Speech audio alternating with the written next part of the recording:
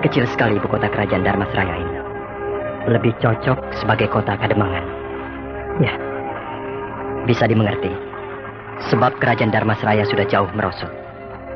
Sebab kerajaan ini bekas peninggalan Aditya Warman. Ketika masih dikuasai oleh Aditya Warman, memang maju dan ramai. Tapi setelah ditinggalkan, jadi merosot.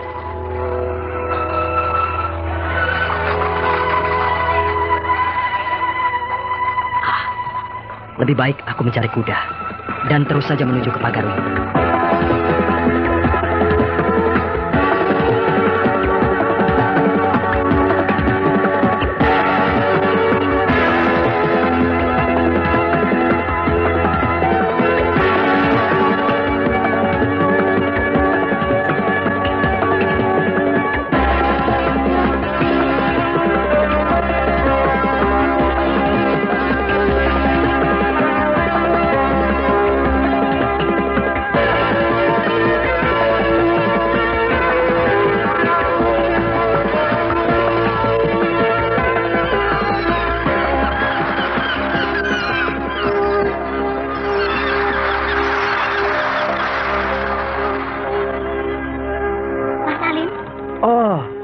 Cik Fatimah. Pak Salim, Ya. kenal dengan Brahma di mana?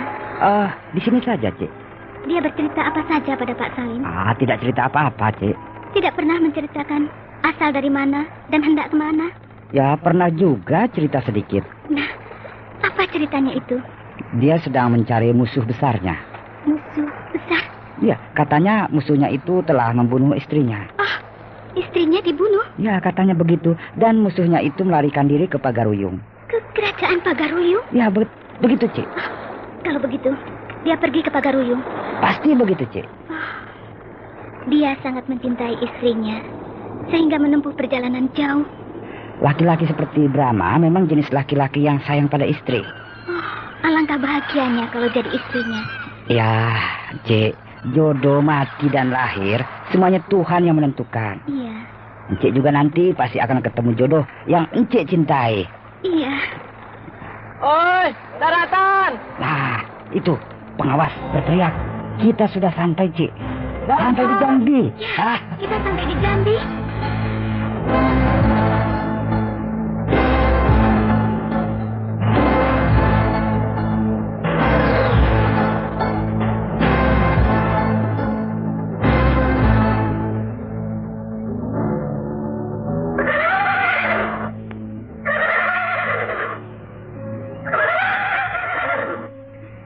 Saya rasa kuda ini cukup baik untuk menempuh perjalanan jauh. Terima kasih, Pak. Hmm. Saya telah merepotkan Bapak mengusahakan seekor kuda.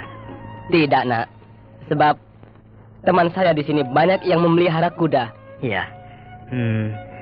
Bapak asli orang sini, Pak? Betul, Nak. Saya lahir di sini. Menurut cerita kakek saya dulu, kerajaan Dharmasraya adalah kerajaan yang besar, megah dan ramai. Tapi sekarang kok tidak ada apa-apanya? Hampir menyerupai sebuah desa. Betul, Nak. Zaman yang telah lalu, pusat kerajaan Melayu di Jambi. Jambi? Iya. Tahun 1286 diserbu oleh tentara kerajaan Singasari. Setelah itu, pusat kerajaan Melayu. Ya, di sini ini. Di Dharmasraya ini. Oh, jadi kerajaan Dharmasraya ini dulu merupakan pusat kerajaan Melayu. Tapi tahun 1347 diserbu oleh Majapahit dan runtuh. Iya. Maka kerajaan Dharmasraya ini menjadi jajahan Majapahit. Iya. Selang beberapa tahun kemudian datang Aditya Warman dan menjadi raja di sini. Tapi tidak lama, hanya beberapa tahun saja. Kemudian beliau pindah ke Pagaruyung dekat Batu Sangkar dan mendirikan kerajaan di sana sampai sekarang. Namanya Kerajaan Pagaruyung. Iya. Setelah ditinggalkan oleh Aditya Warman, kerajaan Dharmasraya ini mundur, Nak. Mundur sekali. Sehingga seperti ini, ibarat sebuah desa kecil. Bukankah pernah disebut kerajaan Malayapura? Tuanku Aditya Warman menyebut Dharmasraya ini dengan sebutan Malayapura.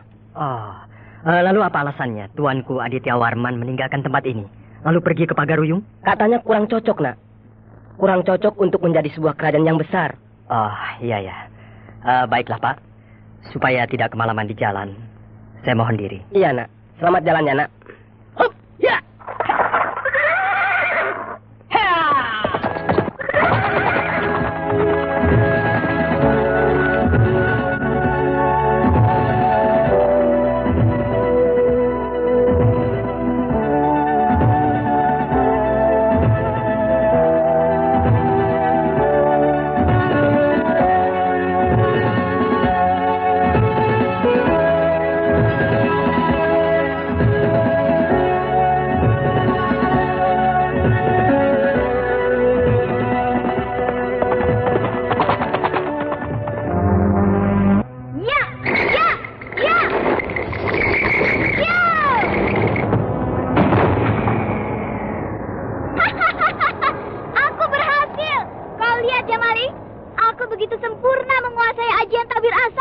Dari kedua telapak tanganku keluar asap memancur sangat deras, lalu melingkar-lingkar, membulak-bulak, kemudian perlahan-lahan masuk kembali ke dalam kedua telapak tanganku.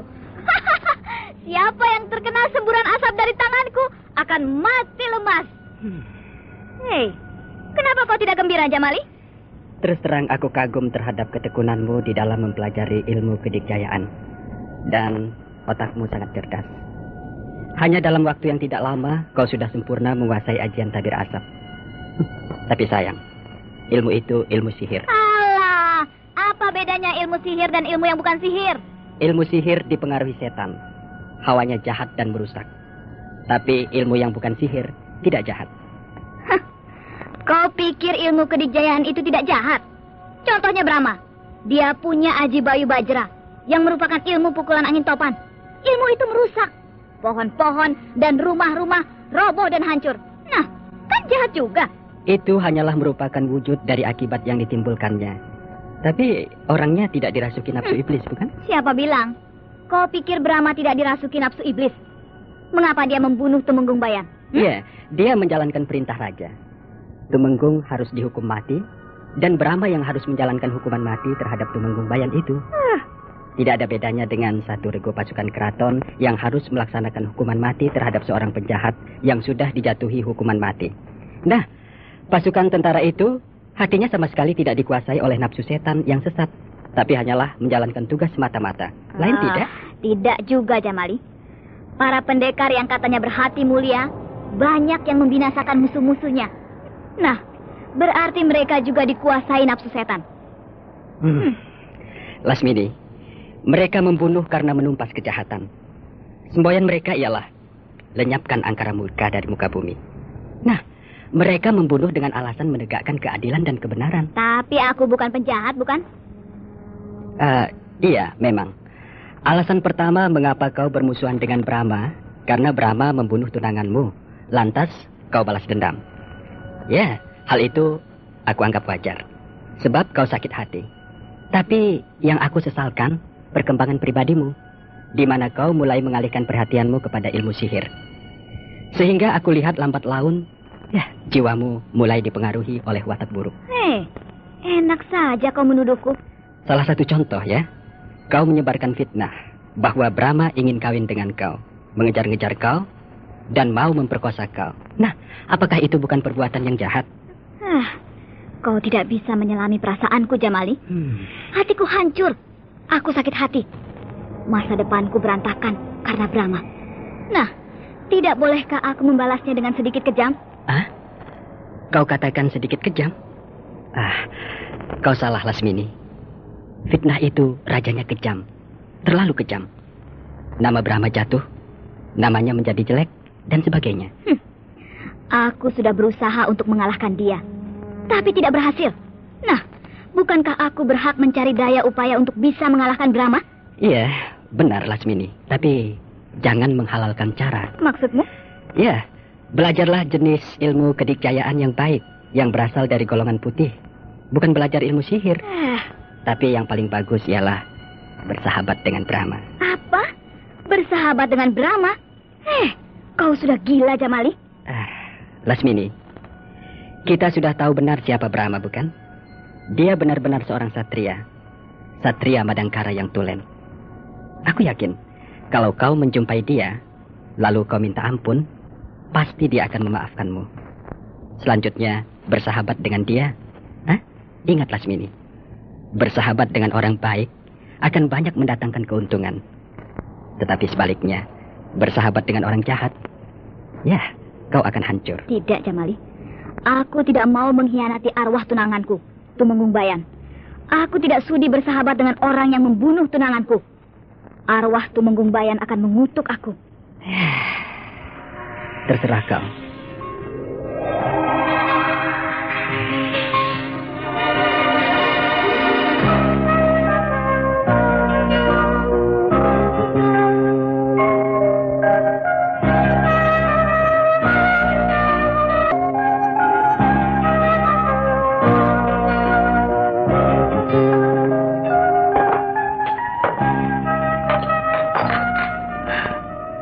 Iya.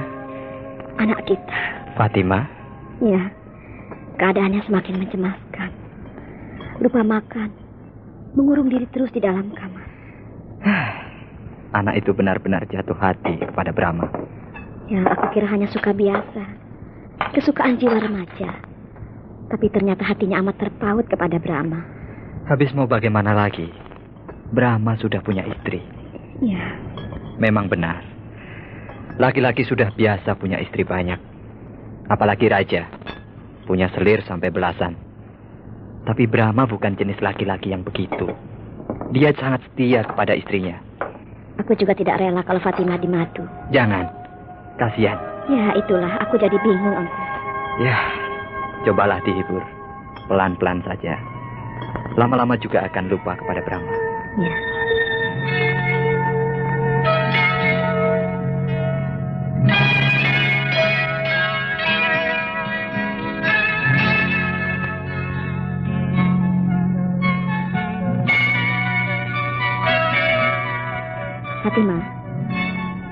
Fatimah. Tidur barangkali. Kok tidak ada? Kemana dia? Lemari terbuka. Dan pakaian Fatimah semuanya tidak ada. Tas pakaian, uang, semuanya tidak ada. Angku! Ada apa, Lela? Fatimah tidak ada. Lihat, lemari kosong. Pakaiannya semua tidak ada. Juga uang, perhiasan lenyap. Pelayan! Dengarkan semua. Ya, Tuan. Apakah kalian lihat Fatimah? Tidak, Tuan. Tidak. Cari! Ayo, semuanya mencari Fatimah, cepat!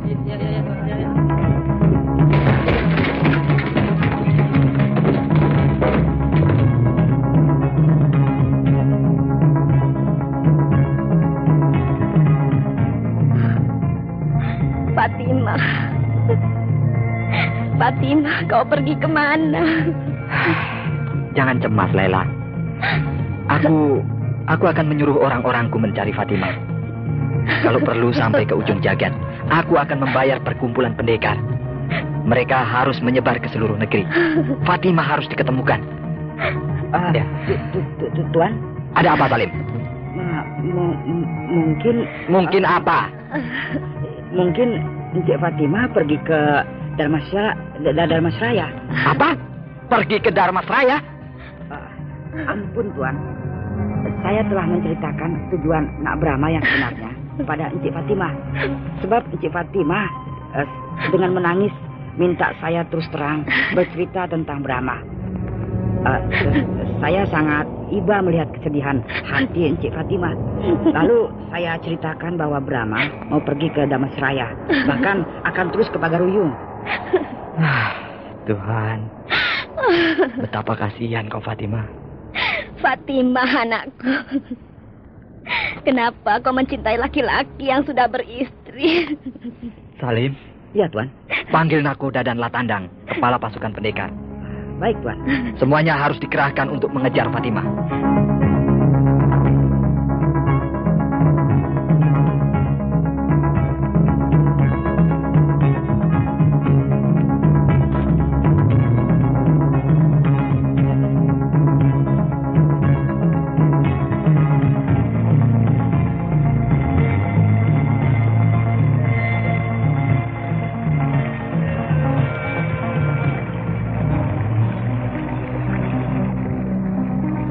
Ci.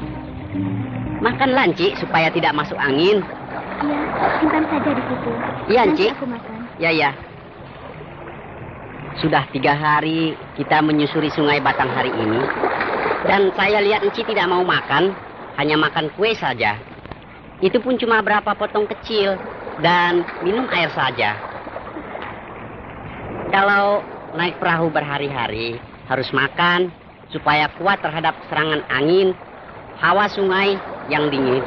Atau kalau siang kena sinar matahari, panas sekali. Tapi perahu ini besar. Tidak ada atapnya. Aku bisa terlindung dari hujan dan panas matahari. Tapi angin di sungai Batanghari ini kencang, Ci. Soalnya sungainya lebar sekali. Dan sehingga angin berhembus sangat bebas.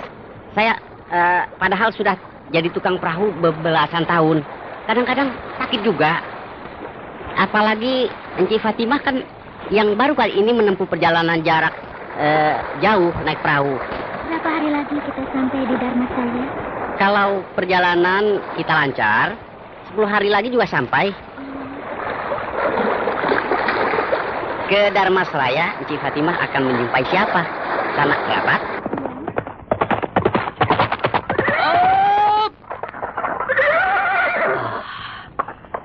Setelah 15 hari aku menempuh perjalanan, akhirnya aku sampai juga di kerajaan Pagaruyung. Pintu gerbang ibu kota itu dibuka lebar-lebar dan tidak dijaga. Orang-orang bebas keluar masuk.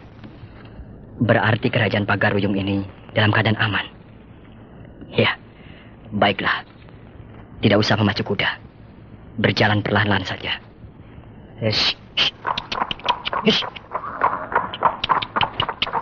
Hei, berhenti! Hei, aku sudah dikepung pasukan tentara. Diam di tempat, jangan melawan. Apakah saudara-saudara semua tentara kerajaan Pagaruyung? Ya, betul. Kenapa saya dikepung? Saudara ditangkap. Kesalahan saya apa? Nama saudara Brahma. Benar. Dari Pulau Dwipa di Kerajaan Madangkara. Benar? Atas perintah Demung Turangga. Saudara ditangkap. Loh, saya datang ke sini tidak bermaksud jahat. Nanti di dalam pemeriksaan, saudara boleh menjelaskannya. Ayo, berangkat.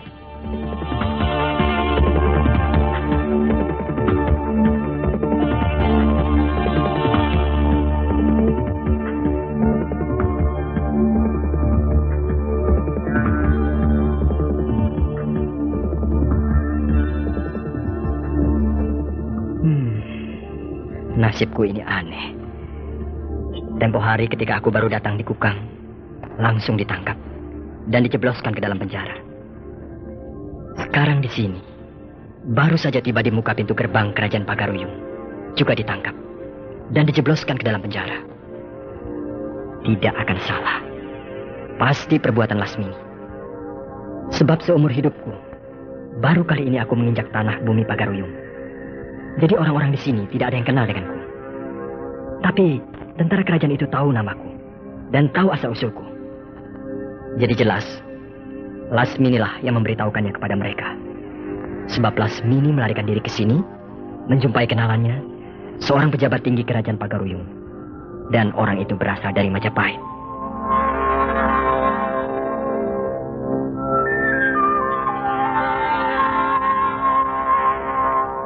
Salam. Salam. Tuan Jamali. Maaf, saya mengganggu. Tidak Tuan. Lalu ada apakah sehingga Tuan berkunjung ke penjara ini? Saya ingin berbicara dengan tahanan itu. Maksudmu tahanan kemarin sore? Iya, Brahma. Baik, mari ikut saya.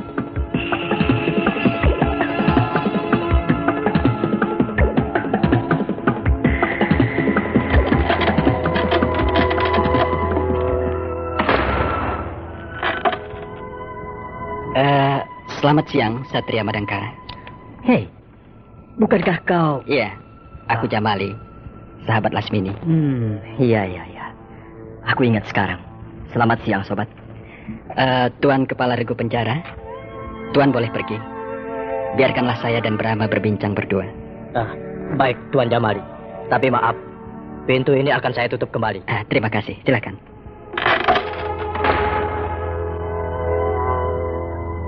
Apa kabar, sobat? Kenapa tidak dengan Lasmini mengunjungi aku di dalam penjara ini? Aku datang tanpa sepengetahuan Lasmini. Kenapa?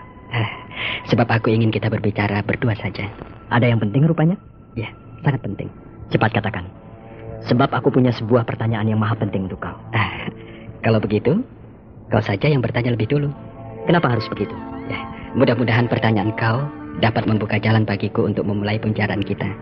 Baiklah. Di mana istriku dan 2 orang saudaraku? Ada di Majapahit. Hah? Di Majapahit? Kau jangan menggigau. Aku robek mulutmu, Jamali. Apalagi yang harus aku katakan kalau kenyataannya memang demikian? Lasmini dan kau menculik Harnum, Mantili dan Kutawa. Lalu dibawa ke Canggu. Terus ke Urbaya, terus ke Gresik, terus ke Tuban, dan terus ke Suwarnabumi. Aku dapat memaklumi perhitunganmu. Sebab kau tidak pernah tahu kejadian yang sebenarnya. Di mana istri dan kedua saudaramu semenjak di Majapahit sudah lepas dari tangan Lasmini. Nah, apakah mereka bertiga berhasil melepaskan diri dari cengkraman Lasmini? Ya, itulah yang benar. Baik, ceritakan yang sebenarnya. Seperti biasa, Lasmini melumpuhkan istri dan kedua saudaramu memakai ajian sirip Megananda. Lalu diikat dan dibawa. Maksudnya akan dibawa ke Bukit Kalam, padepokan Lasmini. Tetapi batal. Sebab diam-diam ternyata istrimu dan kedua saudaramu itu berhasil meloloskan diri. Lalu? Ya, Lasmini ketakutan. Sebab kau pasti datang untuk membunuh dia. Lantas dia dan aku melarikan diri ke Suwarnabumi. Dan semenjak itu, kami tidak pernah bertemu lagi dengan istrimu dan kedua orang saudaramu itu. Begitu rupanya. Ya, ketika aku yakin bahwa kau terus-menerus mengejar-ngejar Lasmini, maka aku berpendapat bahwa kau tidak tahu kalau Lasmini melarikan diri tidak bersama istri dan 2 orang saudaramu itu. Jadi untuk itukah kau menemui aku di penjara ini? Bukan hanya untuk itu. Lalu? Aku mohon dengan setulus hati, bebaskanlah Lasmini. Tunangannya sudah mati oleh kau. Dan dia tidak mencederai istri dan kedua saudaramu. Lasmini sama sekali tidak menyakiti istrimu dan 2 saudaramu. Menyentuh pun tidak. Ya, jadi aku rasa persoalan kau dengan Lasmini sebenarnya sudah tidak ada lagi. Apa kau pikir aku menempuh perjalanan yang sangat jauh? Menyeberangi lautan, membuang-buang waktu, tenaga dan biaya adalah suatu keberuntungan bagi aku? Ya, aku mengerti. Pasti kau marah. Setidaknya geram. Tapi itu semua karena kau tidak mengetahui kejadian yang sebenarnya. Memang, semua itu gara-gara Lasmini. Akan tetapi tidak bisa kau menyalahkan Lasmini sepenuhnya. Sebab bagaimanapun juga, Lasmini menderita. Hatinya hancur. Masa depannya gelap.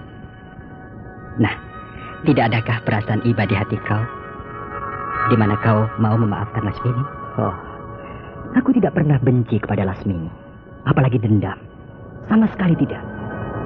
Aku mengejar-ngejar dia hanya karena yang aku tahu, dia menculik istriku.